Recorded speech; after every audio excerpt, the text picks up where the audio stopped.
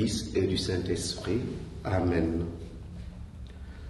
De l'Évangile de Jésus-Christ selon saint Matthieu au chapitre 16 au verset 13 à 20.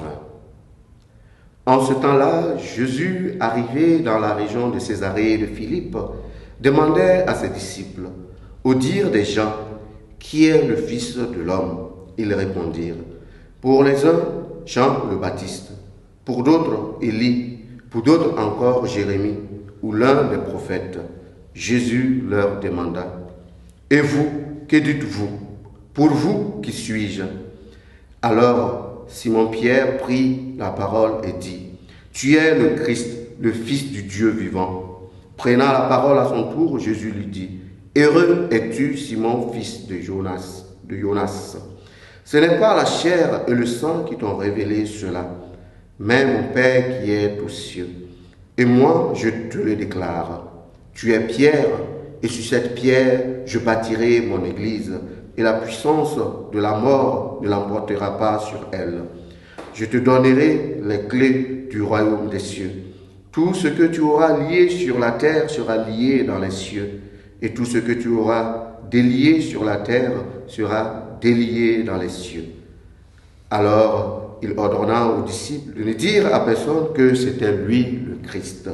Acclamons la parole de Dieu. Louange à toi, Seigneur Jésus.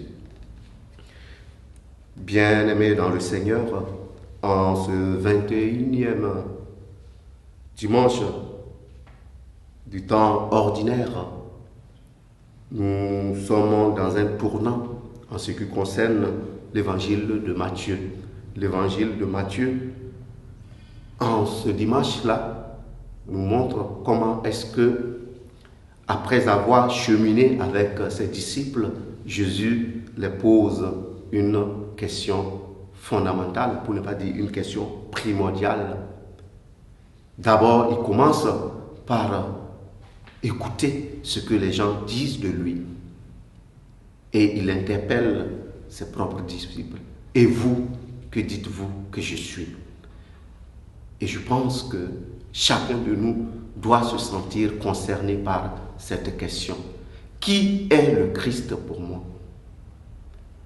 Est-il le Messie, le Fils de Dieu, celui qui nous sauve en emboîtant le pas de Pierre? Ou bien c'est celui-là que j'utilise comme la roue de secours quand les difficultés frappent à ma porte? Eh bien, nous sommes invités chacun à son niveau personnel à faire l'expérience du Christ. Et l'expérience du Christ que nous avons à faire, certes, nous pouvons avoir une part que nous avons reçue des autres, de la tradition, de l'Église, pourrait même dire de l'ensemble du service liturgique. Mais nous ne devons pas nous arrêter à ce niveau-là. Nous devons être capables de faire notre propre expérience du Christ par-delà ce que la communauté ecclésiale nous propose. Et c'est dans ce sens-là que nous devenons capables de ne plus faillir, mais de garder une certaine fidélité, de garder une certaine constance dans notre suite du Christ. Pourquoi? Parce que nous avons découvert qui il est pour nous de manière personnelle, qui il est pour l'humanité tout entière. Au cours de cette journée, nous allons demander au Seigneur qu'il nous accorde et renouvelle aussi la foi que chacun de nous, très souvent, essaye de manifester à son égard, mais qui ne nous permet pas d'aller comme Pierre a fait cette profession de foi-là, qu'il est vraiment celui qui nous sauve. Loué soit Jésus-Christ.